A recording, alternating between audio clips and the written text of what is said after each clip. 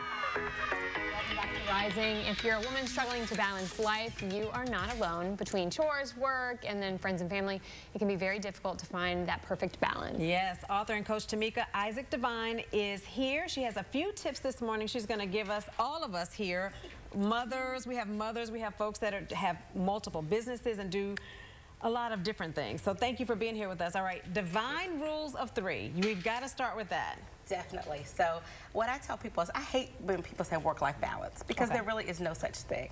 So what I practice is work-life integration. How do you integrate what you have to do professionally, personally, with your family and the ones that you love? And if you find that integration, you will be less stressed and be able to get more done. Okay, so we want to talk about those 3 rules, right? Yes. Okay, so give us a little bit more about those 3 rules. Okay. So the work-life integration, just figure out how do you pull in where you have an opportunity to bring in your kids, your loved ones, your husband into doing what you're doing, not kind of getting a strict schedule, but getting what you need. The second thing is also understanding that you have to live by your own rules. You know, everybody wants to hashtag my best life, but they're really not living their best life if they're living by other people's rules and other people's expectations. You know, what works for you may not work for me, and that's okay. And understand that and stop getting yourself bad about that. And then my third favorite one is be the CEO of your life. CEOs and you guys who run businesses, you know, at work, you're the boss. You know what to do. You set the tone.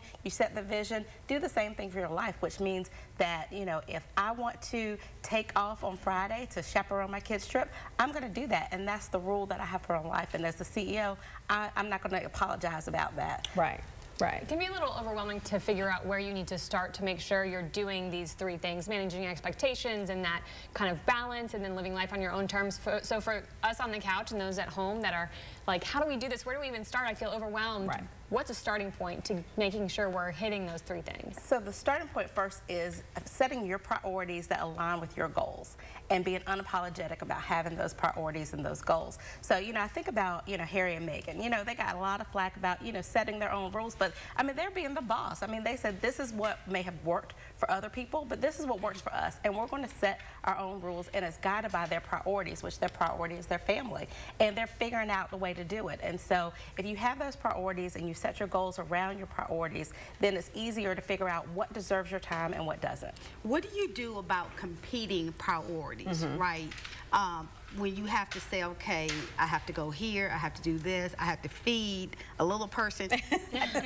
How do you deal with competing priorities? You know, when you say that and you're getting tugged in 2, 3, sometimes 5 different directions, how do you manage your priorities? Learn how to say no. Okay. Okay, so you're going to have competing priorities, but when you think about priorities, there really is a ranking. There's an order to those priorities, and you got to learn how to say no. I love being in the community, as I know all of you do as well, and you've got people who are asking you to do stuff, but you've got a little one at home, you've got a business to run, so you've got to figure out what again aligns with what goals align with your priorities, and then rank them. Sometimes you can't do everything, and it's okay to say no. Right. Anybody else have a question for her? Yeah, what caused you to want to speak on this? What's your passion behind this? What's just your why? So I am a wife and a mom. I'm also a practicing attorney, an elected official, and a business owner.